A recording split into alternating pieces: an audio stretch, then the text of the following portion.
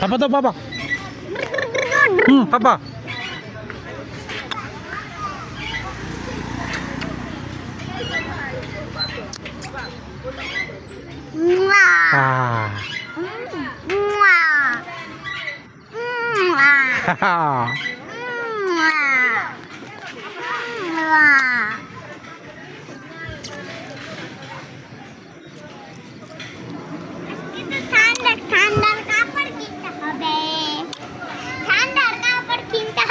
হ্যাঁ ঠান্ডা লাগছে